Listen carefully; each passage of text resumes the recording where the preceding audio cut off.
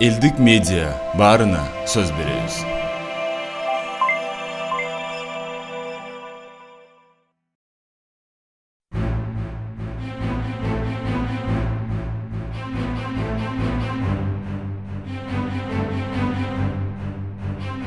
Банк системасында иштегендердин шылуун иштери. Албетте буга окшош фразаларды буга чейин көп эле угуп келгенбиз. Бүгүн дагы бул сыяктуу фактылар тилекке каршы көп кездешчү болду. Айтканым, Раткан Сакеева аттуу жараныбыз учурда шылуундардын тузагына кабылып, соттордон жана башка тиешелүү инстанциялардан акыйкаттык таппай жүргөн чагы. Үйдүн негизи булар сот, бул народный дегени менен, бул народный эмес экен. Бул коррумпированный соттор экен. Алар биздики эмес, коррупциянын соттору экен. Чынын айтканча, алар банктардын соту экен. Эми сотто процесс жүрүп атканда Халык банкынын юристи жана статьяларды жөндөн жаттап алат деп аягынан бүткөнүн мен сүйлөшүм керек да, мен доотум айтышым керекми? Раткан Сакееванын айтымында ал Халык банктан 1 миллион 700 миң сом акча насыяга алган. Төлөгөн үстөк суммалары эки эселенип саналат. Ага карабастан банк Сакееванын ишин сотко өткөрүп койгон. Макул, бирок сот иштери жүрүп жаткан учурда аталган жараныбыздын батири кандайдыр бир себептерге байланыштуу башка адамдын колуна өтүп кеткен. Мындай кадам мыйзамга такыр туура келбей тургандыгын айтат экс акыйкатчы Турсунбай Бакир уулу. Даже мол айтып аткан маселе боюнча соттордун чечимдерине мыйзамсыз тапкыла деп, негизсиз тапкыла деп кайрылыптыр Аскар Алиев. Сот эми сентябрда болсо анда жогорку сот эми чекит коет экен деп жакта. Соттордун талаш тартышы өзү ушундай. Үстүнөн кете берет, акыры жогорку сот чечим кабыл алып, кайтарат кайра. Биринчи инстанция кайра каралат. Анын үчүн анда биякта вернуть деп турат, анда жогорку сот чечет деп жазбайбы эле дейм да. Бул жерде дагы мындай шалакылык болгонбу соттордун, кандай деп ойлойсуз? Бул жерде жазып возвратить Сакеевой деп квартиру. Международный сотто. Жок, ошо алар бергиле деп аткандан кийин бериш керек да.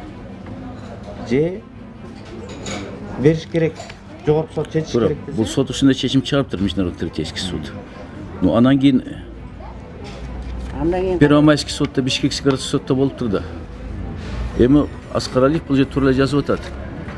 Бул чечимди аткарыш үчүн берки мындан кийинки эки соттун чечими жокко чыгарылат деп Верховный сотко кайрылып атат.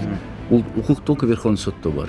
Значит, жана 2019 быйыл болгон Первомайский район сотунун чечимини, и шаардык соттун чечимини Верховный сот жокко чыгарып туруп, кайра кайтарыш керек биринчи инстанцияга.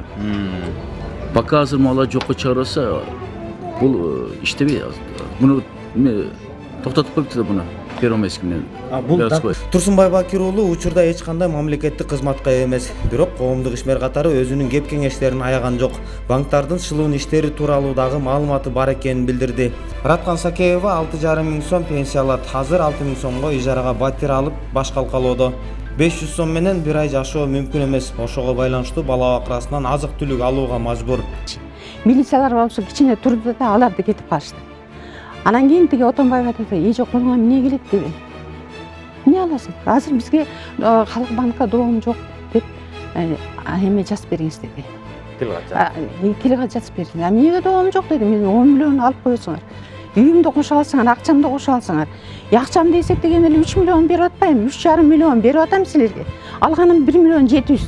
Сакееванын соттук иши көп жылдан бери уланып келет. Аталган айымга батири кайтарылып берилсин деген да чечим чыккан. Ага карабастан өзүнүн турак жайы кулпуланып, өзүнө кайтарып алууга жол ачылбай келет. Эшиктен эшик какылап жүрүп жогорку кеңешке да, ал эле эмес убагында вице-премьер-министр болуп отурган Раматылык Темир Жумакадыровго да кайрылган. Аларда мыйзам Сакеева тарапта экенин тастыкташкан.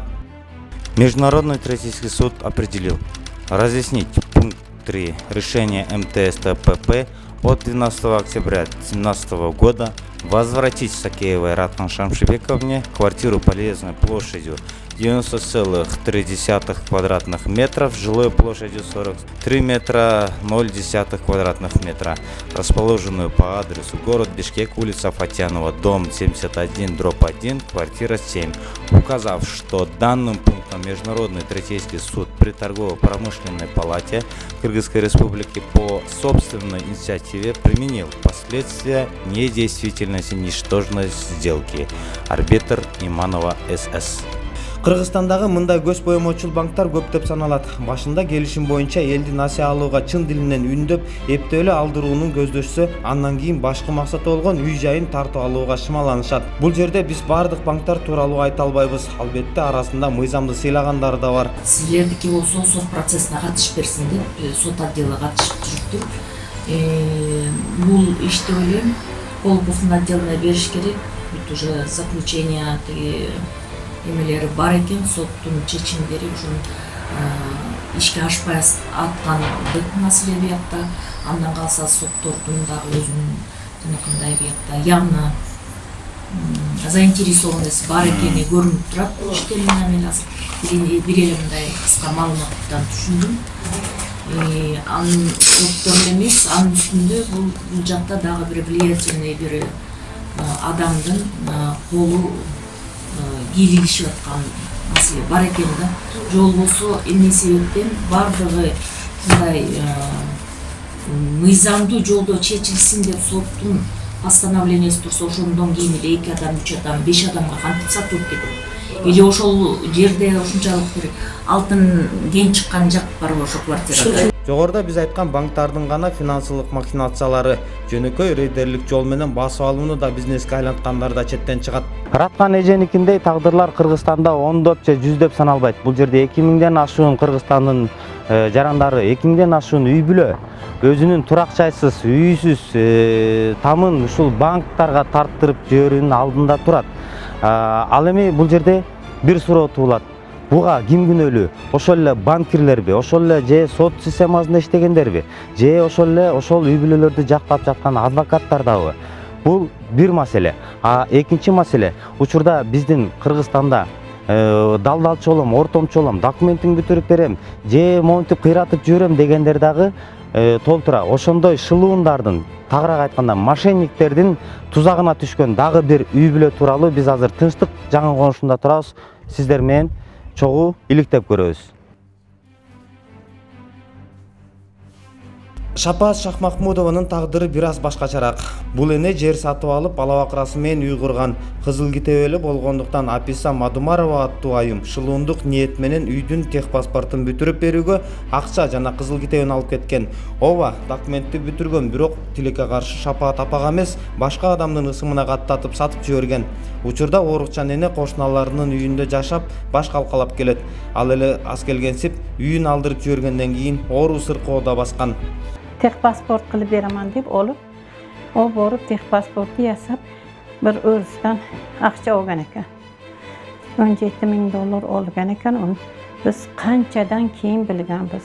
3 oy turib. Биз чыгармачыл топ бул маселеге албетте кайдыгер карай албадык. Апанын тарттырып жиберген үйүнө бардык. Учурда ал жерде башка адамдар жашап жатканына күбө болдук. Бул менин колумда турган жөн эле кагаз эмес. Бул жер участогуна болгон жеке менчик укугу жөнүндө мамлекеттик акты болуп эсептелет.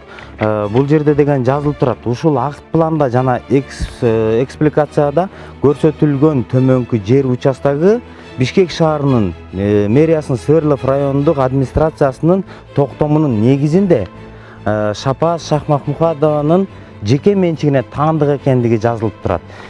Бул үй адамдын жеке менчиги болгондон кийин кандай шартта башка колго өтүп кетиши мүмкүн. Биз азыр ушул үйдүн эшигинде турабыз. Азыр биз кирип тактап көрөлү, ким жашайт бул жакта, кимдер экен. Саламатсыздарбы? Саламатсыздар. Биз Элдик медиа порталынан келгенбиз. Бул үйдө сиздер кожоюндук кыласыздарбы? Жок, биз кароо. Кароо. Бул үй өзү кимге таандык? Кирип мындай эшигиңизге кирип сүйлөшсөк болобу? Ошону чалып көрбөйлүбү, уруксат болсо? Уруксат болсо Тартып эле неметип. Ооба, биз мына эшиктин алдында эле туруп туралы, ошо биздин көзүбүзчө эле чалып сурап көрбөйсүзбү? Алло, саламатсыздарбы? Мен Элдик медиа порталынан келдик элекпиз. Анан кийин учурда деген ушул сиздер жашап аткан үй маселе жаратып атат да. Бул жерде деген үйдү деген негизи мындай рейдерлик басып алуу боюнча келген үй депчи. Сиз ага кандай дейсиз? Так. Короче, сүйлөшкүсү келбейт атам силер менен. Эмнеге эгер мыйзам ал тарапта болуп аткандан кийин эмнеге сүйлөшкүсү келбей атышы мүмкүн? Сиз кандай деп ойлойсуз? Негизи мындай жарандык милдет болуш керек да. Сиз мисалы ошондон сурай алдыңызбы? Сиз эмнеге сүйлөшкүңүз келбей атат? Мүмкүн сиз мыйзам бузуп атасыз деп. Трабзондун өз укугу бар да. Сөзсүз келбей. Силер аны биринчи бүт маселесин түзүп документ аркылуу кандай болот атат. Ал бияка келгенде эчтеке чечилбейт да. Шапаат апанын тагдырындай болгон үй бүлөлөр чынында эле көптөп саналат. Мисалы Доктуркан Молдоева Брат и Кок банкынан $8,000 насыя алган. Алган акчаны $14,000 кылып төлөп берип, $7,000 автоунаасында кошуп берген. Ага карабастан банк кыштын чилдесинде жаңы төрөлгөн неберелерине карабастан көчөгө чыгарып койгон. Учурда жабыр тарткан үй бүлө вагондо жашап, айласы кетип, мыйзам боюнча акыйкаттык издеп келет. $8,000 үстүнө мен $14,000 кылып бердим. Убакыттын гана өтүп кеткени үчүн булар пайдаланып, акыркы замандын каракчылары 24 декабрда мына чыркыратып туруп, 30-да милиция келип туруп бизди чыгып салды үйдөн. Бизди эч ким колдой албайт экен. Даже мына ошо каракчыларга карата сөз айта албайт экенбиз. Президентке айткым келет. Урматтуу президент, биздин каракчылар эч ким биздин үнүбүздү укпайт. Аталган үй бүлөлөр бул маселе боюнча Акыйкат институтуна да кайрылышты. Алардагы документтер менен таанышып чыгып, мыйзам арыздануучулар тарапта экенин тастыкташып, алдыда пландаштырылган сот процесстерине катышып берүүнү убада кылышты. Кепилдик беребиз, определенно точно сотко арыз жазып коюңуздар. Канчасын, кайсы числодо, кайсы райондо, кайсы районда, саат канчада болоорун жазып коюңуздар. Сиздер өзүңүздөр эле барып катышып Целый бөлүм бар, сот процесстерине катышкан бөлүм. Сотруднигин жиберет или өзү барабы, катышат. Албетте айрым мамлекеттик мекемелер мындай убадаларды беришкени менен аягына чейин көзөмөл кылууга көп аракет жасабай коюшкан учурлар да кездешет. Бирок жабырлануучулар бул маселелерге президентибиз дагы кайдыгер карабас деп үмүттөнүшөт. Ал эми биз Элдик медиа порталы окуянын жүрүшү тууралуу коомчулукка чагылдырып, туура жана так маалымат берип турмакчыбыз. Элдик медиа баарына сөз беребиз.